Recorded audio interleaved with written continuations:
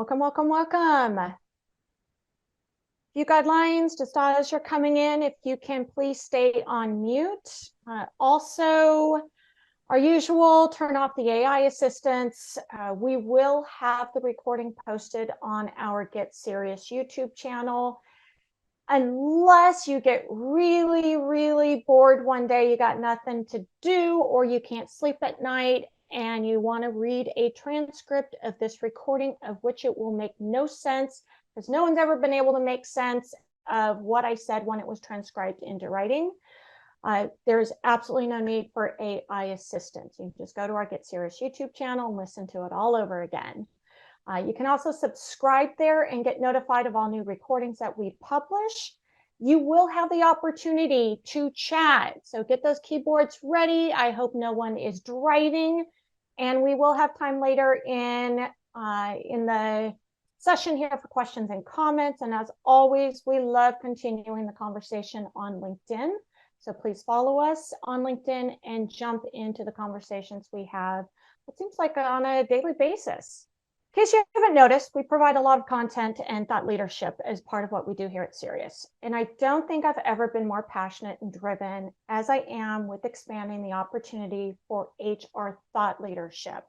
I woke up one morning, I called Chris and said, Chris, we've got to do an HR series today, thought leadership. We've got to talk more about these topics that are going on. We have seen an increased trend with companies needing to level up their human capital capabilities. Now understand, needing to and willing to and actually are different things. We're going to make sure that we have the skills, we are aware of the latest trends to make sure that we're ready and willing and able when we get the phone call. So we're seeing that HR is one of the fastest evolving areas of a company.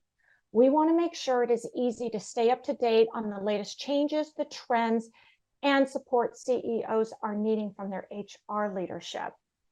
To accomplish that, we created this series that's dedicated. It's our first ever dedicated series to a function. You can tell I love HR. Last month, we had a fantastic discussion with Darren Chiappetto, talked about creating a safer space at work. He talked about navigating that intersection of conversation and compliance. Next month, we'll be discussing advancements in HR technology with Cara Vega. The link is in the chat if you want to register for those. Whether you are looking for your next role or to fill your pipeline, this discussion today may also give you some ideas of how to best position yourself as an HR leader. And I picked today's topic because leadership titles, rather than leadership teams, they've become the norm rather than the exception when we're getting called in to help companies. We get the phone call, we get to know the companies, we get to ask the questions, we're curious, and it doesn't take long to see that they've been going in circles. We can see it from the outside, and everyone inside the company feels it, and it feels like they're on this rudderless ship. We have all seen this, and we've been part of it at some point. We're in the same meetings with the same people, having the same conversations, getting absolutely no forward movement. We have sat in the meetings with a group of individuals who have titles of VP of Engineering and COO and CFO and VP of Sales and Marketing, and we sit there and we watch finger pointing, we listen to problem solving on problems that are actually symptoms and not actual problems. We are in an endless circle. Through all of our discussions, one of the common threads that I've seen is that the organizations get pinned around the CEO. They've got a leadership team made up of titles. We're seeing an increase in this from the past couple of years. Pay got a little out of control. It was 30 to 40% more. Someone who should be making $150,000 wanted $200,000. The CEO couldn't pay $200,000. So they said, I'll pay you $170,000, and instead of director of HR, I'll make you VP of HR or CHRO. Instead of VP of Finance, how about you be CFO? We saw this with individuals getting promoted. Their boss left for a different job. They weren't sure they wanted to take it on, but I can't hire someone anywhere near the same salary. Guess what? You're next in line. You're it. Or people have grown up in companies. There's no support for their leadership growth or development. They haven't been prepared to be part of a team as they assume those roles. And we end up with a leadership circle being a group of individuals with the founder CEO at the center of it, acting as the biggest dependency. On the other hand, a leadership team is working together to win the game. So how do we help them win the game? Over the years, we have helped countless companies by supplementing their leadership and transitioning it from that leadership circle completely dependent on the CEO to a team driving it forward. There are several methodologies for doing this, especially given the array of situations, and we'll talk through some of the more extreme ones today. What they all have in common is 3 ingredients that are order dependent. These end up being the foundation for just about anything that we want to help a CEO accomplish. Fortunately, we have years of client experiences to help illustrate the elements that we'll talk through today. We aren't always brought into each situation at the beginning. Sometimes it feels like we're walking into the last 15 minutes of a movie, but we should always start at the beginning when assessing the situation. Do we have all the ingredients to turn those titles into teams? At Cerius, this is never an academic endeavor. We have some live client examples to illustrate the importance of each ingredient. I got Chris here to help me walk through some of these. Why don't you get us started with the first client example? Yeah, thanks, Kristin. Thanks, everybody, for being on the call today. As Kristin mentioned, this isn't just an academic endeavor for us. Our position as both an educator for senior level executives as well as a service provider for the clients in which they would serve really puts us in a position where we're able to see the commonalities between assignment to assignment and really put together some what we think are helpful tips and tricks so that you can really drive the progress that companies are asking you for. One of the situations we're going to look at today is centered around this step 1. This is meant to be an academic part of, or an engagement part of today's call. So if you would, go ahead and open up your chat box and feel free to go ahead and put some input on kind of how you would handle the situation. Recently, we had a co-owner situation where they brought us in to facilitate high growth. And that's what our team was able to assess. That's what both of the co-owners talked about, was that the company was growing really, really fast. It had exceeded their ability to lead it. Everything was awesome. Everything was great. They just needed some help around process. Anyone ever heard that story before? Everything's mostly awesome, but we just need a little bit more help.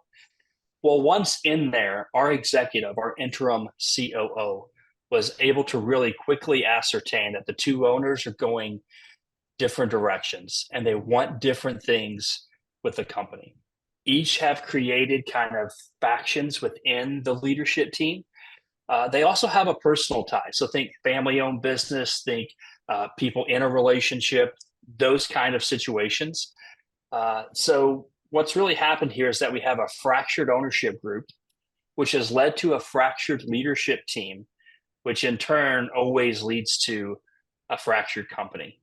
Is this familiar with anyone on the call today, where the problems stem at the top, right? We have different ideas about what's going on here. So for the chat, go ahead and let's start to back and forth this via the chat function.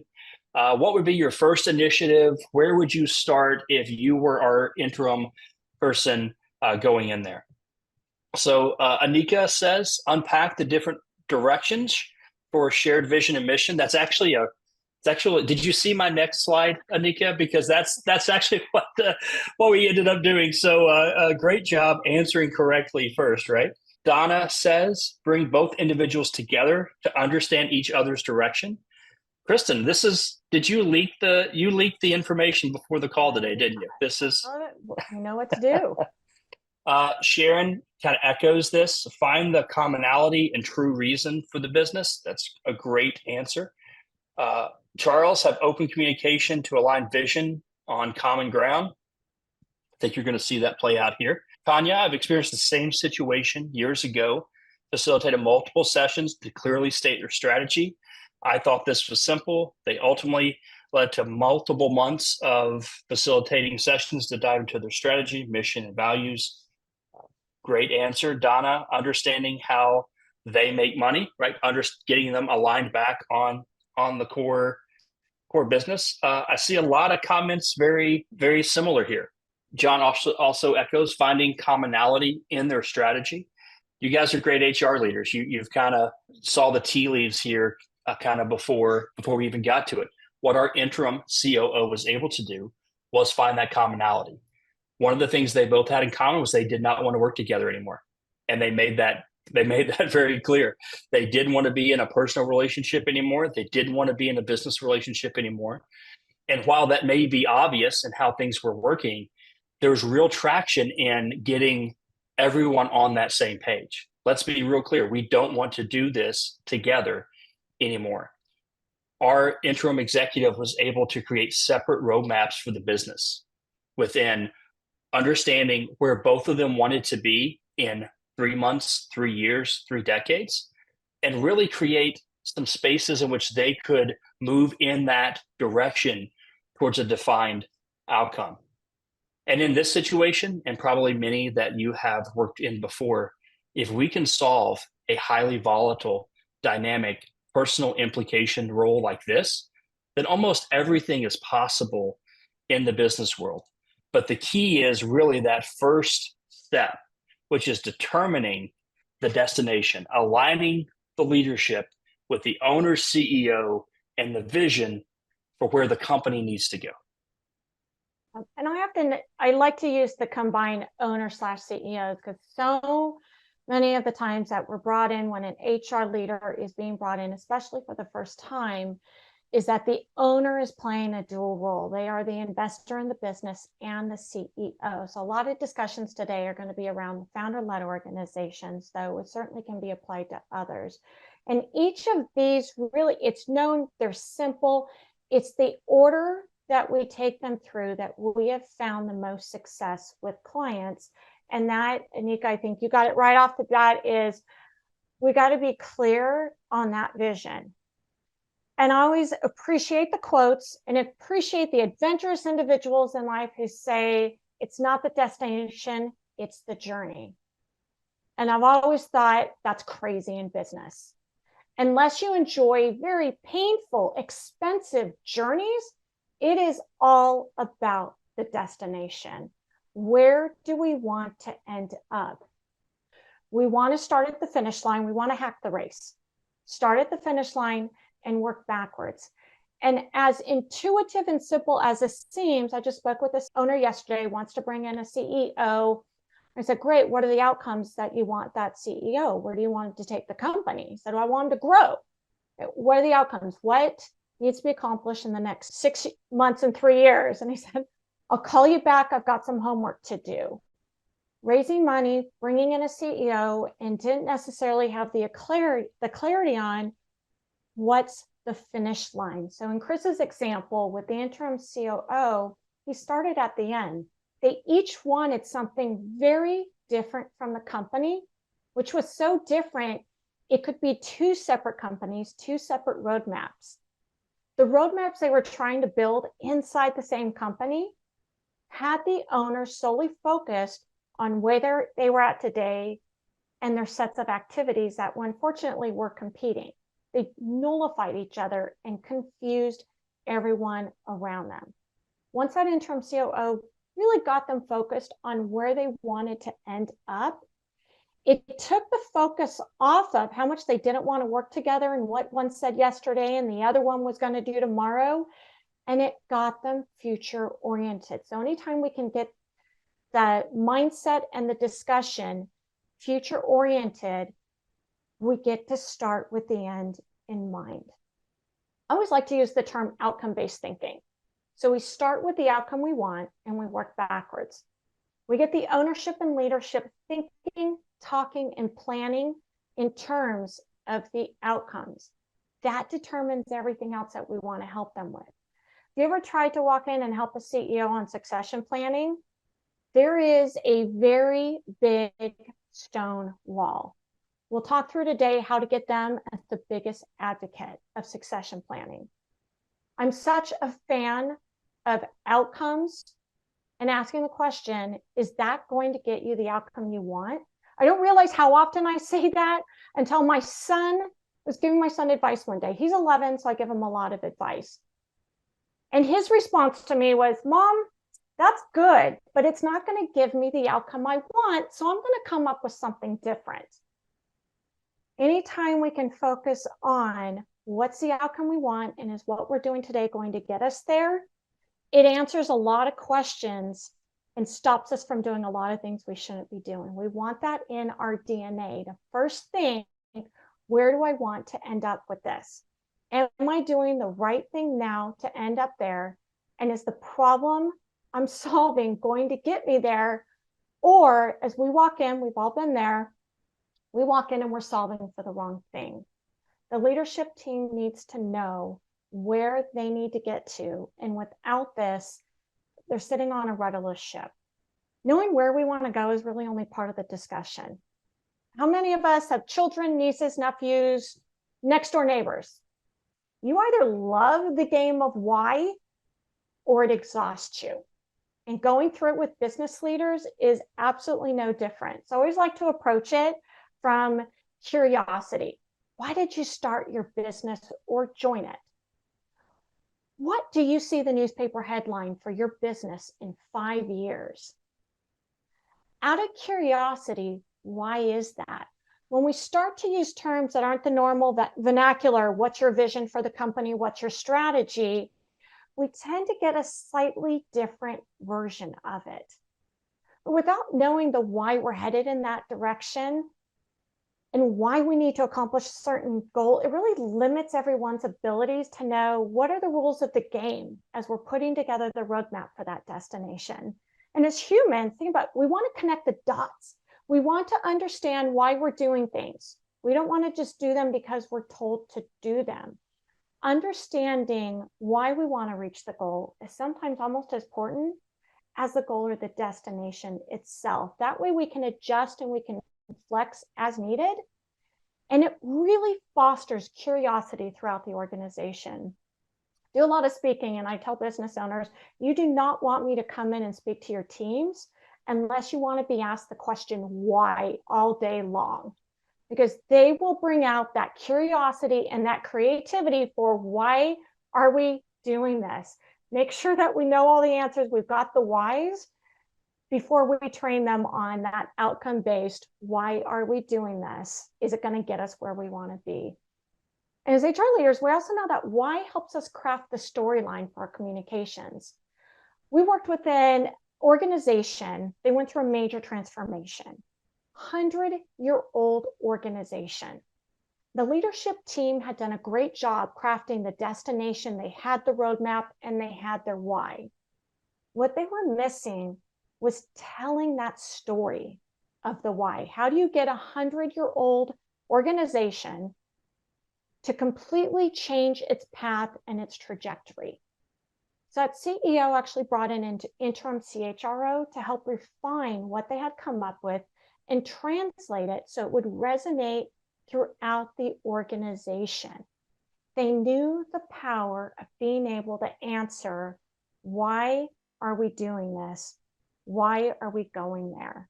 Once we know that, this is the path. It's just a really simple word for strategy. And sometimes I caution using strategy with CEOs, founders who haven't necessarily gone through it on a year-by-year basis, or you say the word and they cringe. I just ask, how are we going to get there? What's the path? We know the destination. We know why you want to get there. How are we going to do it? How are we going to increase our business by 15%? The answer, we're going to sell 15% more. That's great. How are we going to sell 15% more? Are we going to do new customers, new offerings, new features? I like using this list as it's from Harvard Business Review. It's really difficult for anyone to argue once it's been published in HBR. They say these are these 6 strategies for growth.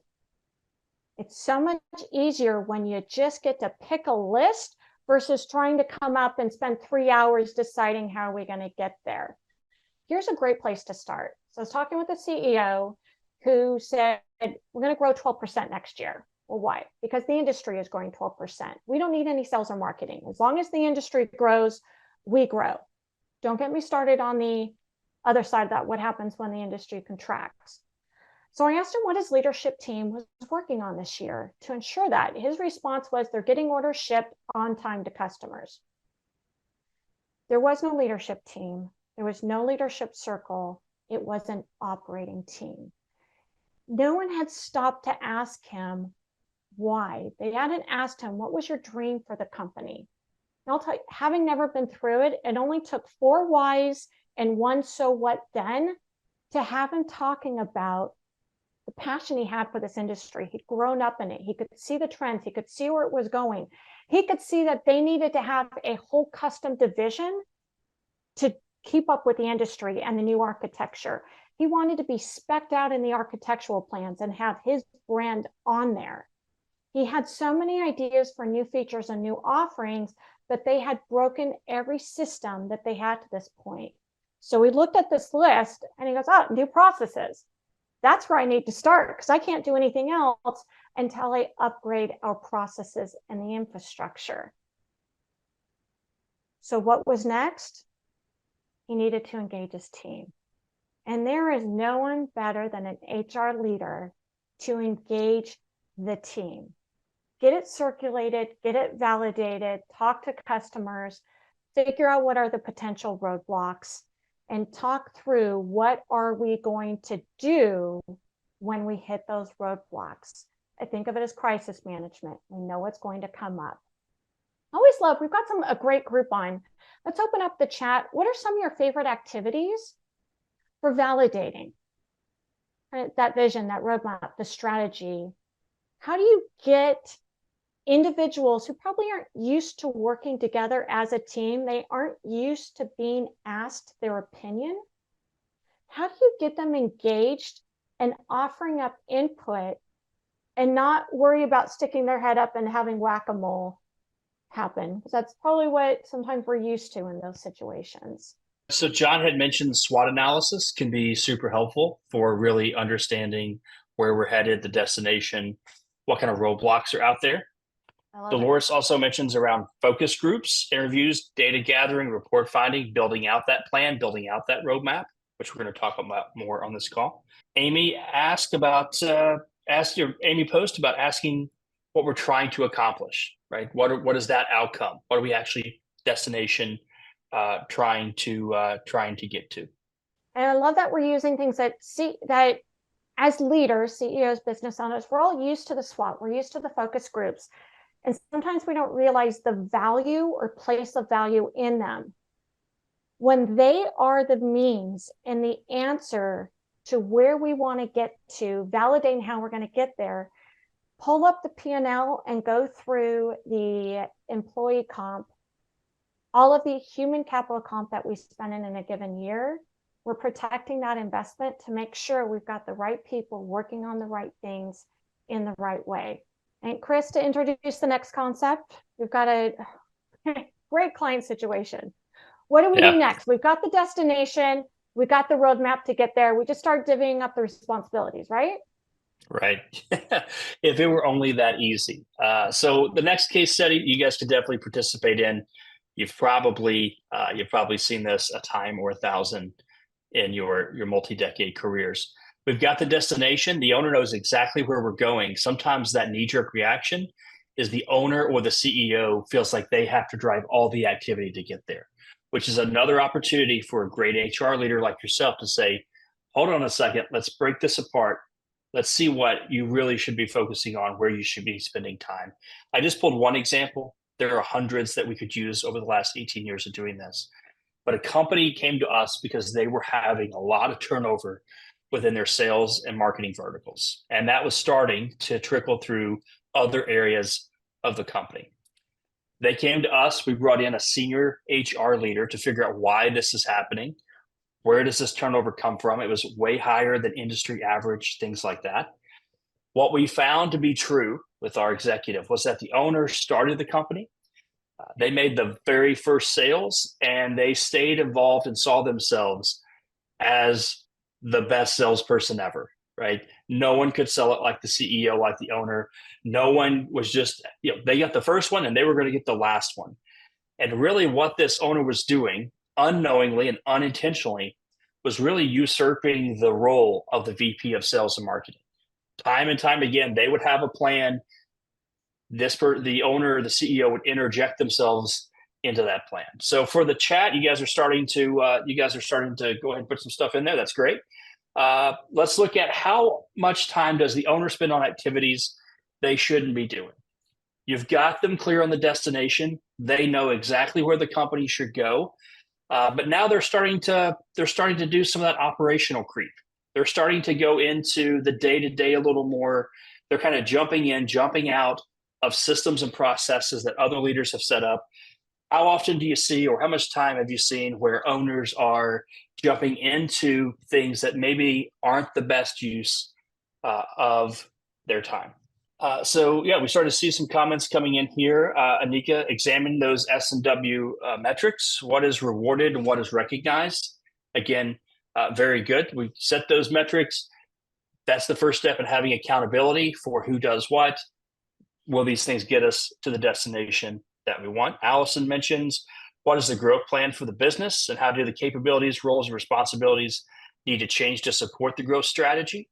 Yeah, a lot of times CEOs, especially owners, founders in organizations, can see all of those metrics as their own personal metrics, right?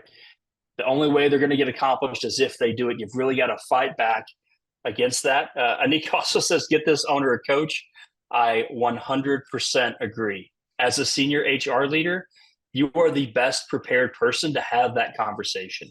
You know the backgrounds of everyone else in the organization, those other senior leaders. And sometimes that best next step is getting that coach for the CEO that says, hey, let's redirect. Let's get someone to help you lead better because they're the only one that can lead. They've got to be the champion for this destination. They can't get caught up in the marketing meeting or the client success conversations. That wouldn't be helpful. Kristin, a lot of things, a lot of people want to define responsibilities and roles, and putting that in the comments, which is definitely something that we would echo, that we would champion. Specifically within this case study, what our executive was able to find was that the owner really enjoyed meeting with customers during the customer success stage. So once they were a customer, once they were onboarded, what the owner really wanted to do was talk to people who his product had helped their business. That's really where he got his enjoyment. That's really where he enjoyed interacting with the client, not during the RFP process, not during the prospecting process, not during the contract negotiation. That really wasn't his skill set. That customer success, right? Making them feel good about the purchase, understanding how the product impacted their business, which enabled this owner to go back to the leadership team and give those really high-level insights as to how to make the product better. So once our senior HR leader was able to get the CEO owner out of the sales process, plug them into where they were best used, we started to see significant improvement in the retention within the sales and marketing department, and not surprisingly, growth within the company as a whole. So it's not just enough to know where we're going. We've also got to know who needs to do what on that path, on that journey. And that starts with the owner CEO role. And this is what we found when we say there's an order to things, with this being the second step in the process of really sitting down, because when you're surrounded by a circle or an operations team, probably no one's ever asked the CEO, is that something you really should be doing? Is that your highest and best use of time? Think of the CEO role, and it helps sometimes defining them that's the visionary. And I don't know, CEO, we all like to be, I'm an owner, I love being the visionary. And as it is so eloquently described to me, having an idea and saying it is not being a visionary. You've got to be able to get clarity, and you've got to be able to give the resources, remove the roadblocks, and let the team lead. So if it's a founder-led organization, and I'm not a founder, I have still fallen into this trap many times leading the organization. They started the company, And they're used to stepping into every part of it, mostly because that's how we've always done it. That worked initially. It helped grow the company to 10 million, 100 million.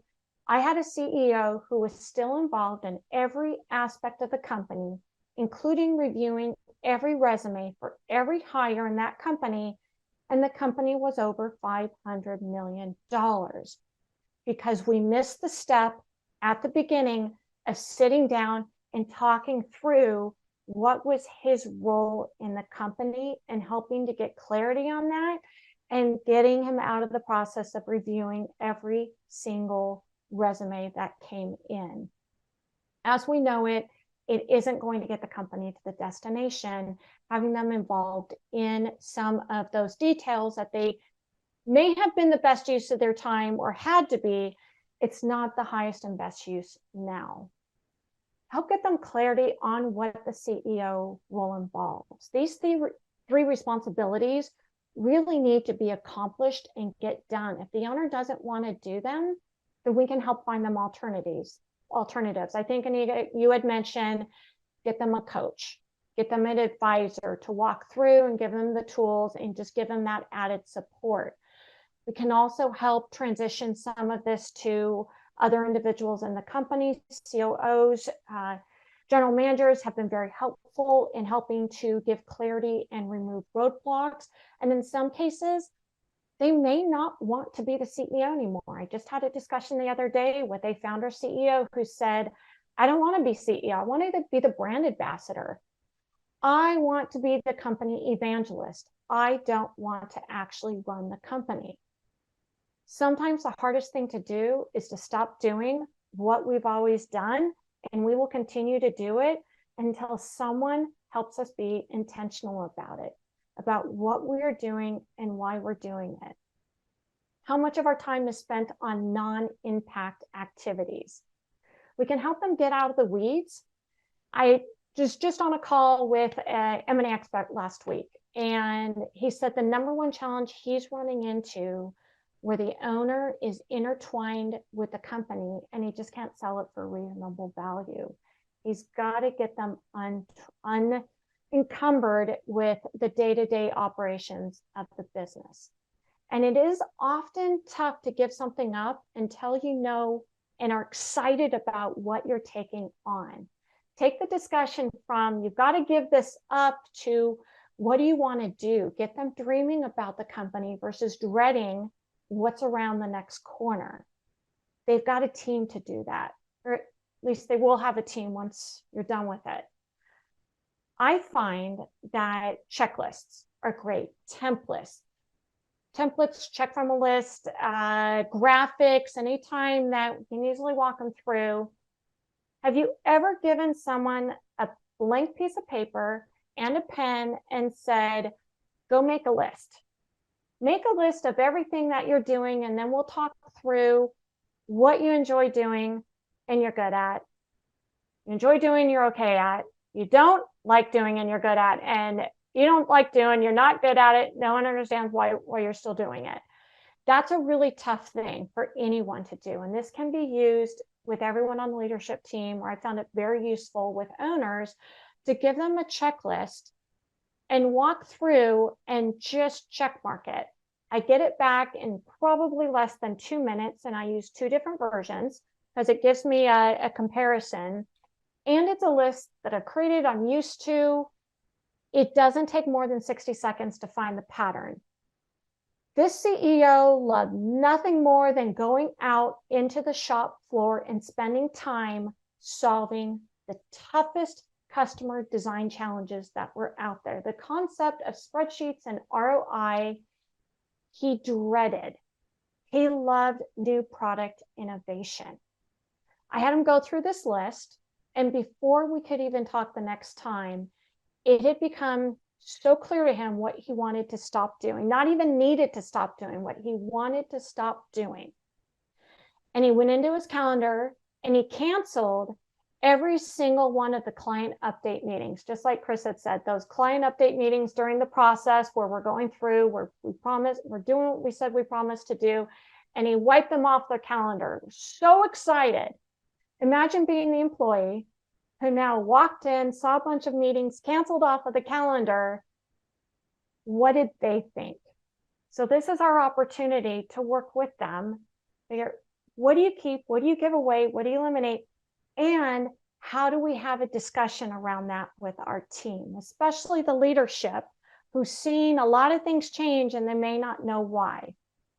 Helping to be that catalyst for communication, and even starting with the basic, what are you going to keep? What are you going to give away? What are you going to eliminate? And I love that elimination question. How often do we do things that we don't need to do anymore?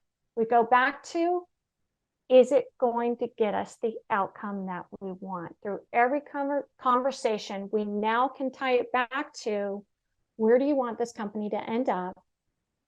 Is you doing that going to help it end up there? We can challenge our entire leadership team. We can challenge everything we're doing in the company with, what should we be keeping? What should we be giving away? And what should we be eliminating?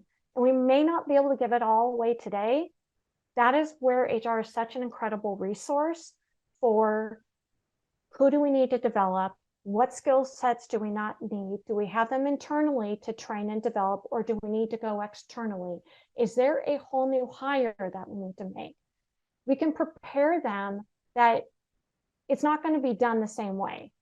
The hardest thing to do is give up work that you've been doing. You created it. Chris is laughing right now because he has been through this with me the last 2 years.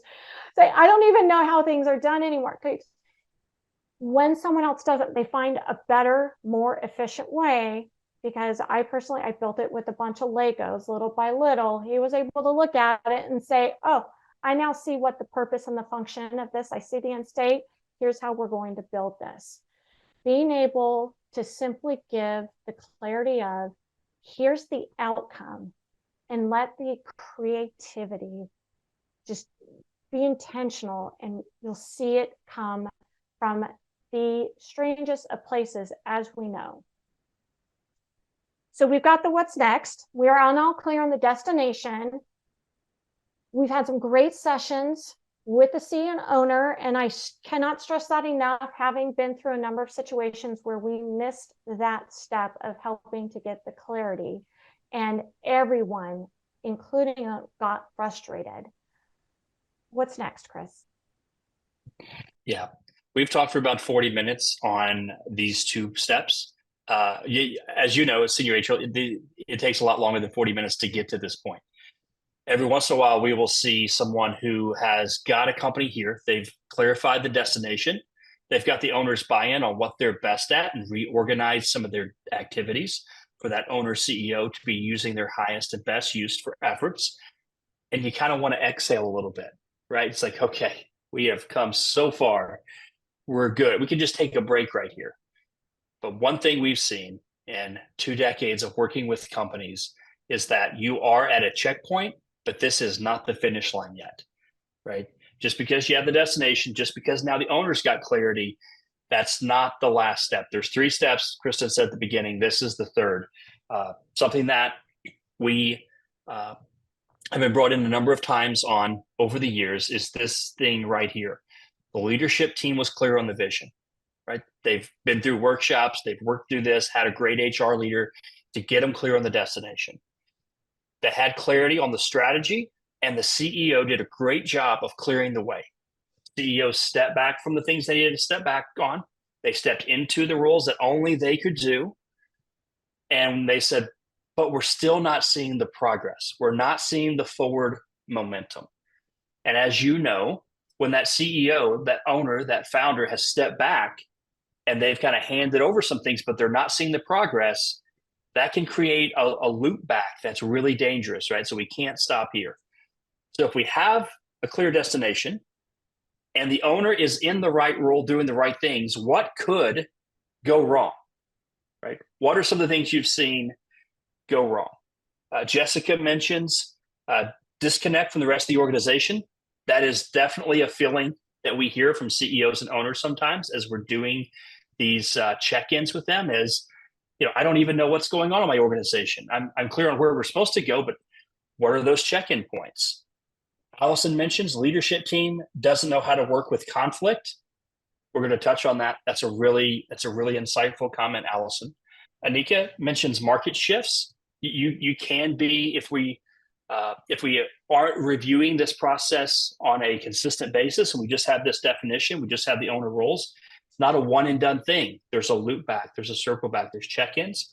That's going crazy, so give me just a second to catch up from this. Patrina mentions communication not properly cascaded, reinforced.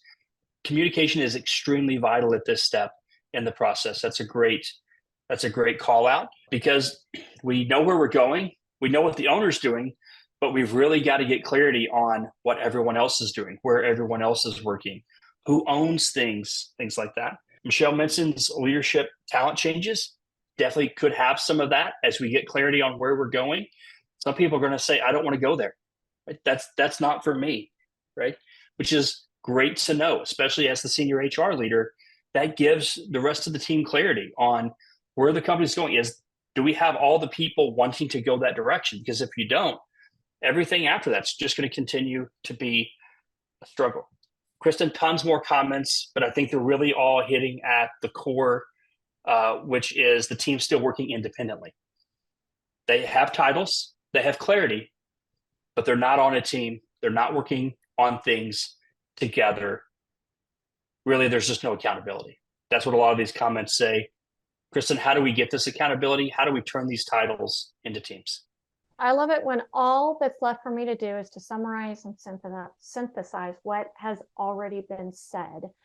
And I use the word accountability because it resonates with our clients so much. This is one of the very few terms that when you look at how you position yourself, how you market yourself, how you're communicating during an interview, this is one of the few terms that when they come to us and say, I have a problem, that actually is part of what the problem is. It's not just the pain that's causing the problem. It's the actual problem. And that's the account. Do we all know what we should be doing? Do we understand the interdependent cross-functional relationships? This is the fun part and where the magic happens. When we know where we need to get to, the owner is on board with letting the leadership team lead. And now we get to work together as a team. And going from titles to a team, and this is a very common theme. I talked to a lot of turnaround CEOs, and they said the first thing I did was bring in a very strong CHRO because I had a group of people with titles who didn't know how to work with a team. Fortunately, as a turnaround CEO, they knew how to get the clarity. They knew what their role was, and they knew how to let them lead. They just needed to get them used to leading together. We can get clear when we focus on the outcomes, we're going to get clarity on the interdependencies needed to get there. We can let go of the siloed R&Rs, roles and responsibilities, forget who I'm talking to, and likely some of the legacy constraints that have been put on the team. I can't do that because, well, that didn't work because when we focus on those outcomes, we let go of all of that. The leadership team gets to create the roadmap, starting with the outcomes in mind. They get to decide their objectives, the initiatives, OKRs, ROCs, pick your framework and use the terms that everyone is familiar with. I was in an organization on a leadership team where someone would present, here are my initiatives for the month, and someone would present, here are my OKRs for the month. We all want to be using the same terms and the same framework. Figuring out what needs to get accomplished. Again, numerous frameworks that can be used, whether you like to use critical paths, SMART goals, a modified RACI chart. Just be diligent about getting these into the DNA of those in leadership roles, understanding how one decision is going to impact the other. From our experience, a very small number of companies have worked with and are used to cross-functional initiative frameworks. What they need to accomplish is dictated by their title. Is this a sales and marketing problem, or this is an operations problem? This is an everyone problem, and how we get to that outcome is an everyone solution. Confirming who owns it. Leading it or with the team around them is such a great opportunity to coach on whether they have all the skills and the experience needed, or do they need some additional assistance from inside or outside. How often does someone raise their hand and say, I don't know how to do this. I don't know why I was tasked with this initiative. They say it grumbling in the background, but not openly with the team. Great conversation. HR is that trusted leader within the team to be able to pull that out and guide the conversation. What support is needed? My favorite, what are the timelines? And how are we measuring our progress? What gets measured gets managed. What gets managed improves. What we're measuring is based on the outcome that we want. How are we communicating that progress? And is it easy to measure ongoing? We have seen this break down, and we walked into organizations where they had all of the elements, but they couldn't measure. They didn't have any access to the data. The data was unreliable, and they were not able to measure the progress on an ongoing basis. How do they know they're winning? Have you ever played a game and not kept score? I think some of us have some very strong feelings and rants about that. When I say summarize, I am just now summarizing the comments in the chat because we talked about change is inevitable. New information, different perspectives, circumstances change. How do we know they've changed? And how do we know that we need to flex and adapt to them? Are we using our leading indicators or lagging? If we're looking at market share and that market share number is coming up every quarter, we have already lost the game, because now we've got 3 opportunities, in fact, only 2 opportunities before we start our next planning cycle in order to make adjustments. What are those leading indicators that we know we're winning as we go on a daily and weekly basis? Someone mentioned feedback loops. How's the information going out in our ecosystem, coming back, and then how are we using it? One of the most frustrating things that we see is team gives them input, we take it, and they don't ever hear what happened. They don't ever hear the results of the employee surveys. They don't ever hear the results of that their opinion mattered and what we did with it. These checkpoints may also be a great opportunity, someone mentioned, to figure out, do we have the right people doing the right thing? Do they need additional development? Have they decided, this is not the destination I thought. I wanted to go to Florida and you've got me going to Michigan in the middle of the winter. I am not cut out for this.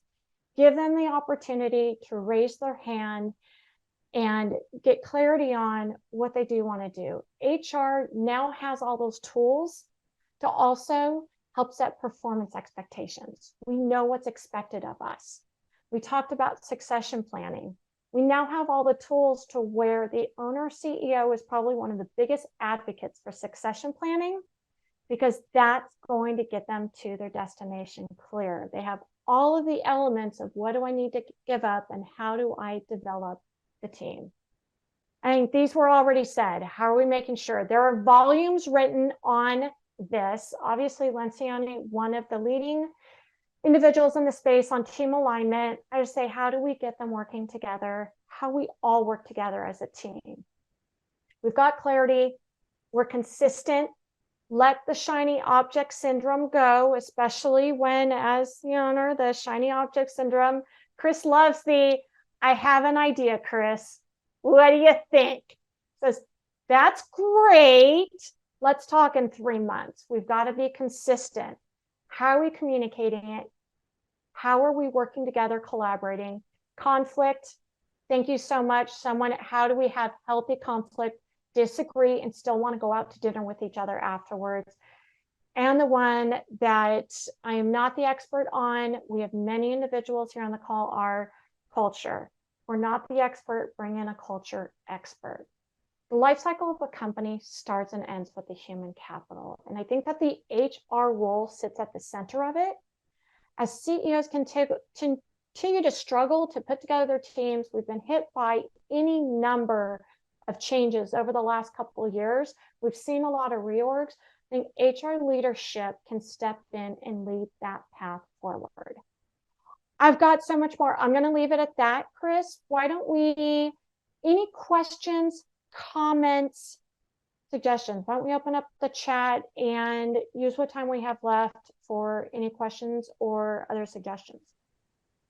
Got it. Yeah. If anyone wants to ask something or make a comment or anything, you can do so in the chat now.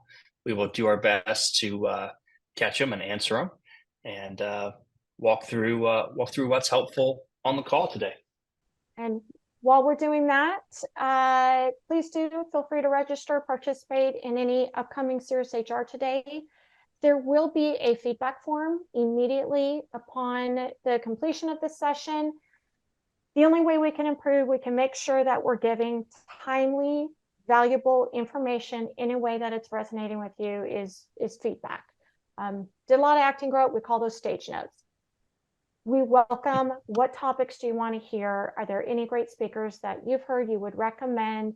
And engage. We always want to continue this conversation in real time on LinkedIn. That's also how our team really gets to know the HR expertise. I think we've placed a number of experts over just the last 6 months from showing their expertise and engaging in our material and really being the experts in our network. All right, have I vamped enough time? Do we have any questions, or we answered everything? There's not a single thing left on the table, right, Chris? Well, there probably is, but I think we have a really great group on the call today, and I think I've seen a lot of head nods throughout the conversation. A couple of things. We do have a Jack Welch quote, which is that the CEO should be the most senior HR person in their organization. Would 100% agree with that. Where one of the things that we see is when a CEO comes and starts to explain all the different moving parts that are wrong within the organization, they say, well, I need operations for this, I need finance for that. One of the things we always lead with is talk to me about your senior HR leader, right? And that's always an area where that one role, as you all know, has multiple different effects across the organization. Kristin, lots of positive comments. Great session. Wonderful job. As always, make sure you sign up for next month's technology within HR is a rapidly moving, ever-changing thing. We have a great speaker on it for next month. So if technology is something that you want to learn more about within the HR space, please do so. Lots of comments about communication, the importance of continuing to work through this process. As Kristin mentioned, this isn't a 1, 2, 3 and you're done. It's a 1, 2, 3, circle back to 1, 2, 3, circle back to 1, 2, and 3. Kristin, I think that's it for today's call. I'll add based on those comments, 2 positioning recommendations from what we're seeing. And that is, one, where we see CEOs, owners, leaders pulling back and saying, I don't have room for even a fractional CHRO, is the advisor. They're really leading into coaches. They've got a CMO coaching them on marketing. They've got a CHR coaching them. What questions should I be asking? How should I be directing? They're tired, we're all tired of faking it till we make it. Just tell me what questions I should be asking. So possibly we're seeing a very large increase on advisors and coaches, where that used to be, I don't want to tell anyone that I don't have all the answers and I'm getting coached. It is now a badge of honor that we know to ask for help. The other thing is communication. I heard that mentioned a couple of times. That's probably one of the top priorities when we've gotten called in for HR over the past year, is the leadership team has been bearing the brunt of the communication and raising their hand and saying, we are so distracted, we're doing a terrible job at it. We don't have a communication plan. We don't know how to get the entire organization, let alone ourselves, on the same page. So putting it out there as a communication expert to take what's in their head, what they discuss, and get the entire organization involved. My favorite quote recently, CEO stood up and said, I've got the best bonus plan ever. We're going to make our number. And then he said 6 months later, they didn't make their number. And he asked everyone, didn't you want the bonus plan? And they all said, what bonus plan? communication throughout the organization and making sure that it's heard, understood, and they're part of that feedback loop. Okay, I will stop talking. We'll let everyone finish out their day. Thank you so much for joining us, for participating and sharing your thoughts and experience, because that's how we all learn, is from each other, not just the one who has most of the airtime. Thank you for joining us.